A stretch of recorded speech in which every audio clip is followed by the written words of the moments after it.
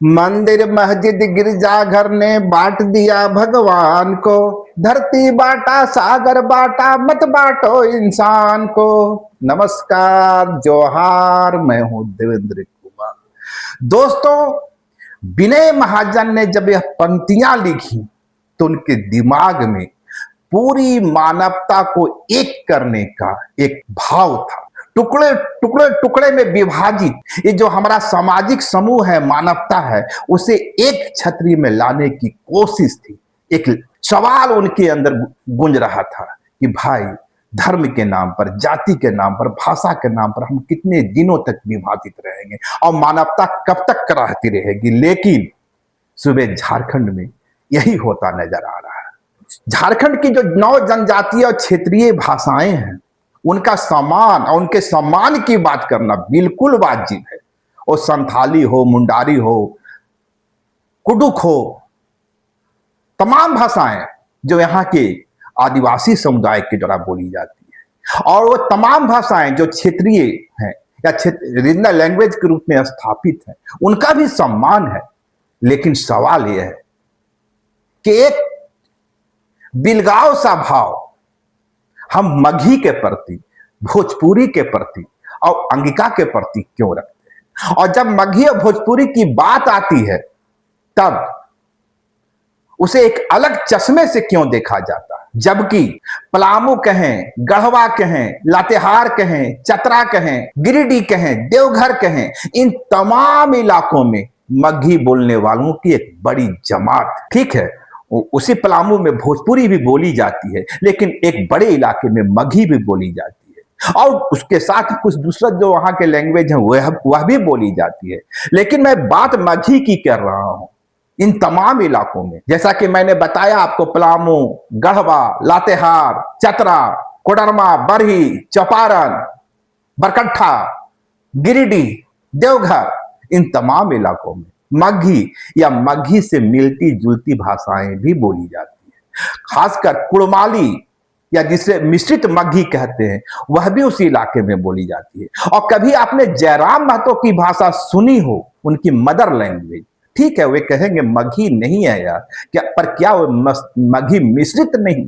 यदि वो मगही मिश्रित नहीं है तो भी छोड़ दें। सवाल है कि ये जो कोडरमा है, बरही है, चौपारण है, और ये जो तमाम इलाकों से सटा हुआ चतरा है, यहां जो मगही बोली जाती है, पलामू है, इस इलाके में मगही बोलने वालों का गुनाह क्या है?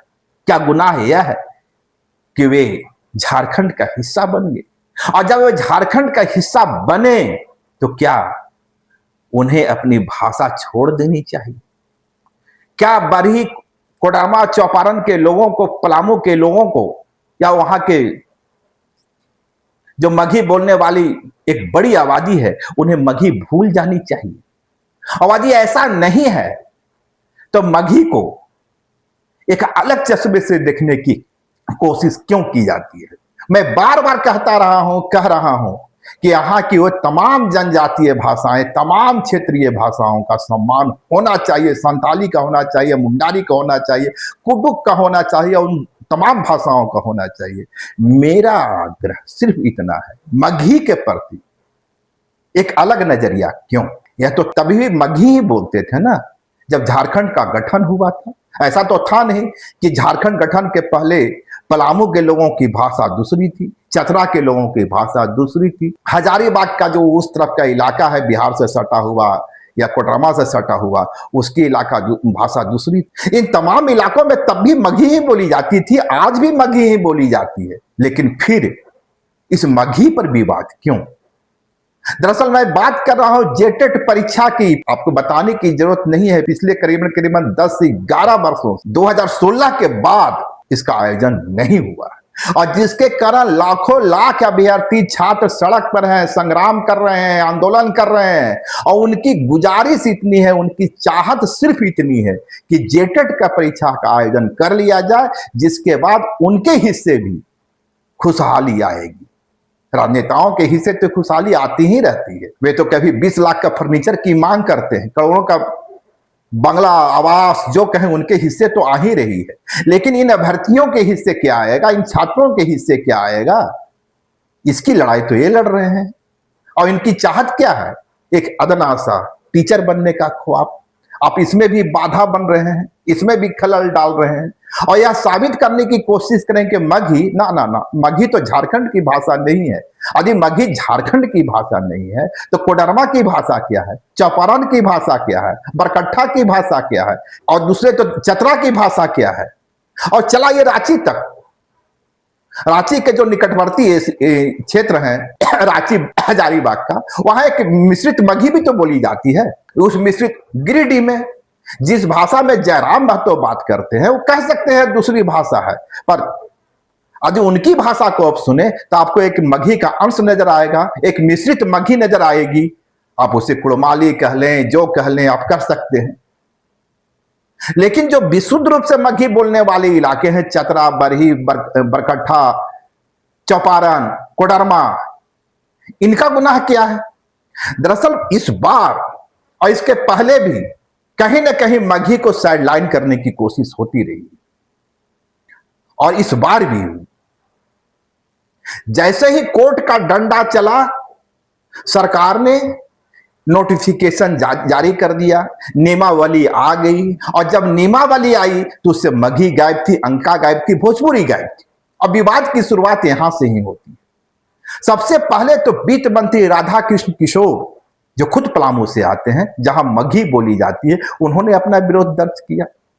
दूसरा विरोध मिथिलेश ठाकुर की ओर से आया, जो पूर्व मंत्री हैं, जेएमएम का बड़ा चेहरा है, उनकी ओर से भी आया। उन्होंने भी कहा कि भाई तो गजब हो रहा है, मगही गायब। लेकिन एक दूसरी आवाज भी आई, संजय मेहता का आपने इसी चैनल में हमसे ही इसी लाइव लगातार के साथ बातचीत को सुना होगा, और मैं ही वो साक्षात्कार कर रहा था। संजय मेहता कहीं ना कहीं यह कहने की कोशिश कर रहे थे कि मगही उस पात्रता को पूरी नहीं करती है। उनका तर्क दूसरा था, वे कह रहे थे कि झारखंड में जो 9 जनजातीय भाषाएं हैं, जनजातीय और क्षेत्रीय भाषाएं हैं, जेटेट नियमावली में या जेटेट की परीक्षा सिर्फ उसी के तहत हो। लेकिन मैं उस दिन भी संजय मेहता से सवाल खड़ा किया था कि फिर मगही का गुनाह क्या है, और मगध या मगही बोलने वाले भाषा भाषी लोगों का जुर्म क्या है? जुर्म यही है कि वो अपनी जुबान के साथ झारखंड का हिस्सा बन गए। यदि मगध और मगही से इतनी ही नफरत थी, इतना ही द्वेष था, तो आपको विचार करना चाहिए था झारखंड बनाने के समय कि भाई पलामू, गढ़वा, लातेहार, चौपारण, कोडरमा, बरही, इन तमाम इलाकों में तो मगही बोली जाती है, फिर इसे शामिल क्यों किए? और यदि शामिल किए तो पूरे दिल से क्यों नहीं कर रहे हैं? मगही को झारखंड की भाषा मानने में हिचक क्यों दिखला रहे हैं? इफ एंड व्हाट क्यों लगा रहे हैं? यदि झारखंड में बांग्ला बन सकता है, उड़िया क्षेत्रीय भाषा के रूप में या उड़िया एक भाषा के रूप में सूचीबद्ध हो सकती है, तो मगध या मगही का जुर्म क्या है? और यही सवाल, जैसा कि मैंने बताया कि जब फाइनेंस मिनिस्टर राधा कृष्ण किशोर की ओर से उठा, और यही सवाल जब मिथिलेश ठाकुर ने उठाया, जो जेटेट परीक्षा की नियमावली थी उसे रद्द कर दिया गया। और उसके बाद संजय मेहता का एक पोस्ट आया, और संजय मेहता ने उस पोस्ट में कई सवाल खड़े किए। एक बार फिर से संजय मेहता अपने सोशल मीडिया पोस्ट पर लिखते हैं कि बेशर्मी की एक सीमा होती है, पता नहीं ऐसे लोग अपना चेहरा आईने में कैसे देखते हैं। ये झारखंड के पूर्व मंत्री हैं, नियमावली इनकी ही सरकार ने बनाई है, जेटेट आयोजित करने में फेल इनकी ही सरकार हुई। हालांकि 2016 के बाद जेटेट का परीक्षा आयोजन नहीं हुआ था, और सीएम हेमंत की जो सत्ता में यहाँ वापसी होती है 2019 में होती है, तो 3 वर्षों तक भाजपा ही थी, और उसी भाजपा के हिस्सा या सहयोगी संगठन आंसू भी थी। संजय मेहता को इसका भी ख्याल रखना चाहिए था। लेकिन वे आगे लिखते हैं, जेटेट आयोजित करने में फेल इनकी सरकार हुई, नियमावली रद्द भी इन्हीं लोगों ने किया, इनकी सरकार ने छात्रों का भविष्य अधर में लटकाया, अपनी ही विफलता और नाकामी पर खुद से ताली पीट रहे हैं, जय जयकार कर रहे हैं। इन नेताओं का या तो विषय की समझ नहीं है, या फिर इन्हें अट्टहास करने की बेशर्म आदत है। यदि नियमावली गलत थी तो आपकी सरकार ने बनाई क्यों? यदि नियमावली सही थी तो इस पर कायम क्यों नहीं रह सकी? यह भी आपकी सरकार की गलती है। क्या इन्हें पता नहीं है कि झारखंड उच्च न्यायालय ने 31 मार्च 2026 तक जेटेट की परीक्षा आयोजित करने का आदेश दिया? सरकार इसे आयोजित करने में विफल रही है। बार बार सरकार द्वारा इस मामले में देरी की वजह से अभ्यर्थी मानसिक तौर पर प्रताड़ित हो रहे हैं। पुनः एक बार छात्र परेशान है। क्या इस दर्द का एहसास इन बेशर्म लोगों को है या नहीं? राज्य के लाखों बीएड, बैचलर ऑफ एजुकेशन एवं DElEd, diploma in elementary education किए हुए छात्रों के सपनों को बार बार कुचला जा रहा है। यह स्थिति इनके हौसले को तोड़ रही है। यह सब बर्दाश्त नहीं किया जा सकता। कहां जाएंगे 5 से 6 लाख अभ्यर्थी?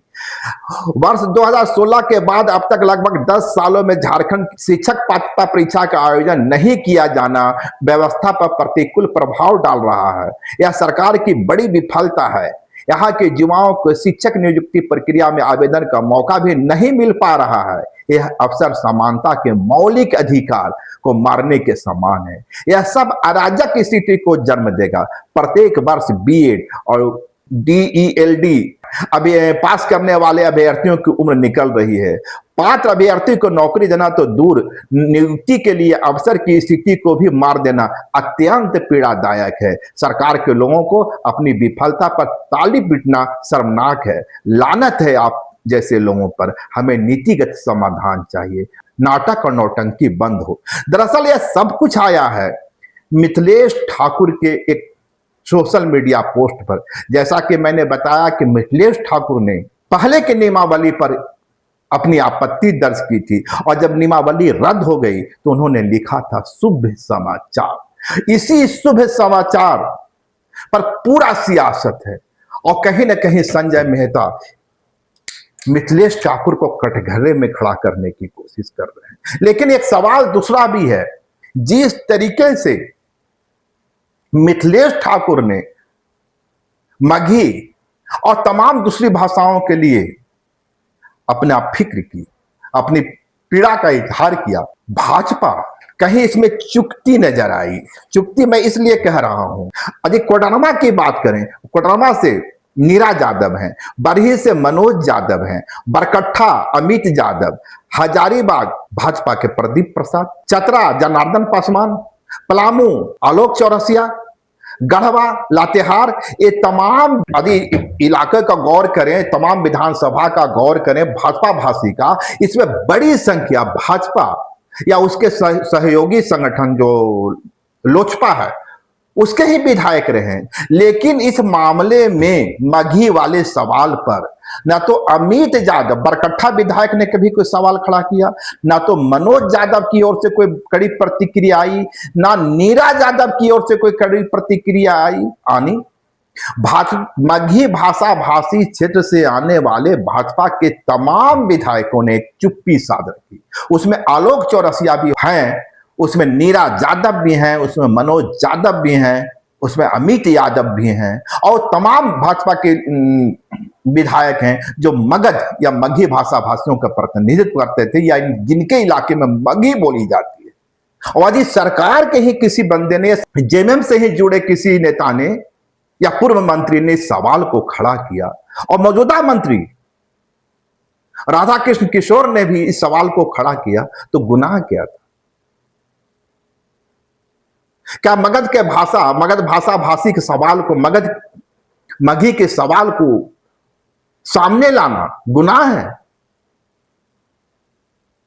ठीक है, सरकार से चूक हुई होगी, अधिकारियों के स्तर पर कई बार चूक हो जाती है, लेकिन यदि उसी के मंत्री, उसी के नेता इस चूक को सुधारने की कोशिश करते हैं तो इसमें गुनाह क्या हो गया, जुर्म क्या हो गया?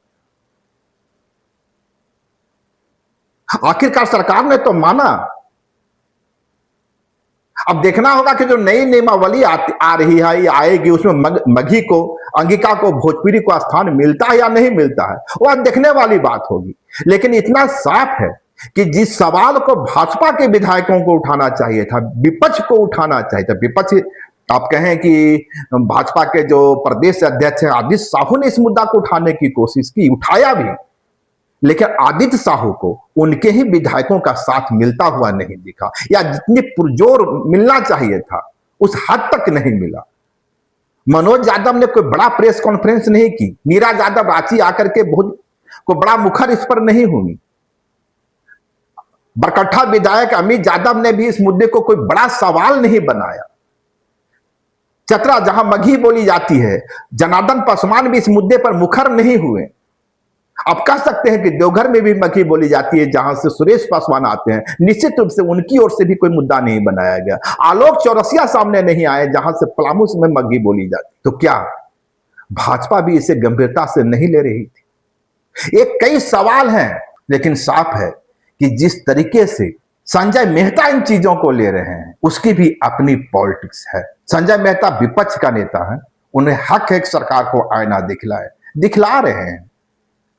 लेकिन सवाल मगध का है और मगही भाषा भाषियों का है। आज कहीं से भी उनकी फिक्र करने वाला कोई बड़ा चेहरा नजर नहीं आता, सिवाय सत्ता पक्ष की ओर से। सत्ता पक्ष की ओर से ही इस जेटेड की जो नियमावली थी, उस पर सवाल खड़ा किया गया और आखिरकार सफलता हासिल हुई। लेकिन बड़ा सवाल यही है, मगही के नाम पर यह पॉलिटिक्स कब तक चलता रहेगा? भोजपुरी के नाम पर पॉलिटिक्स कब तक चलता रहेगा? अंगिका के नाम पर पॉलिटिक्स कब तक चलता रहेगा? क्या अच्छा नहीं होगा? क्या हम झारखंड में बोली जाने वाली तमाम भाषाओं का सम्मान करें? एक बार फिर से साफ कर दूं, संथाली, मुंडारी, कुडू, तमाम वो भाषाएं जो झारखंड में बोली जाती है, उनका सम्मान होना ही चाहिए। लेकिन बड़ा सवाल फिर से यही है, किसी झारखंड में भी उड़िया का सम्मान हो रहा है, बंगला का सम्मान हो रहा है, तो मगध या मगही भाषा के सम्मान पर इतना विवाद क्यों, इतना संग्राम क्यों? संजय मेहता यह भी कह सकते थे कि हां, मगही के साथ जाति हुई है, मगही को भी शामिल होना चाहिए था, चूक हुई है। सरकार ने यदि भूल सुधार की है तो यह बेहतर कदम है। लेकिन संजय मेहता तो पहले ही मगही को दरकिनार करते हुए दिख रहे थे और एक क्राइटेरिया खड़ा कर रहे थे कि मगही 9 जनजातीय भाषाओं की सूची में नहीं आती है, इसलिए इसे बाहर का रास्ता दिखला दिया गया। लेकिन बड़ा सवाल यही है, जिस भाषा को बोलने वाले लाखों लोग हों, उसे सूची में शामिल करवाने की लड़ाई कौन लड़ेगा? और वासु की पहचान ही तो यही है कि वह संघर्ष करती है। फिर इस मगध भाषी या मगही बोलने वालों की आवाज बनकर कौन सामने आएगा? क्या संजय मेहता का दायित्व यह नहीं था कि वह मगध की का भी या मगही भाषा भाषियों का भी जुबान बने और जो 9 जनजातीय और क्षेत्रीय भाषा हैं, इसके सिवा भी कुछ विकल्प तलाशे जाए, ताकि पलामू से लेकर गढ़वा और लातेहार होते हुए देवघर तक जो एक चिंता पसर रही है, उसका समाधान हो जाए। खैर, पॉलिटिक्स है, पॉलिटिक्स चलती रहेगी, लेकिन इन तमाम पॉलिटिक्स के बीच में मगही बोलने वालों का एक सवाल जरूर है, और वह सवाल है कि मगही वे आज से नहीं बोल रहे हैं, उनकी मातृभाषा है और वे अपनी मातृभाषा के साथ झारखंड में शामिल हुए हैं या झारखंड में हैं। वे कहीं गंगा उस पार से आकर मगध में शामिल नहीं हुए हैं, झारखंड में शामिल नहीं हुए हैं, वे इसी झारखंड के हैं। और मगही भी उतना ही झारखंडी भाषा है जितना कि दूसरी भाषाएं हैं, तो मगही को उससे कमतर नहीं आंका जाए। देखते हैं अब इस मुद्दे में आगे की सियासत क्या होती है। जैसा कि मैंने बताया, सरकार की ओर से कहा गया है कि एक नया नियमावली आएगी। अब उस नया नियमावली में मगही होगी नहीं होगी, अभी बहुत कुछ दावे के साथ नहीं कहा जा सकता। लेकिन जिस तरीके से मिथिलेश ठाकुर ने शुभ समाचार लिखा है, उस शुभ समाचार पर पॉलिटिक्स तेज हो गई है और मगध भाषियों को लग रहा है कि कुछ न कुछ तो शुभ होने वाला है। शुक्रिया, नमस्कार, जोहार। लाइव लगातार के वीडियो को लाइक करें, सब्सक्राइब करें और बेल आइकन को दबाना न भूलें।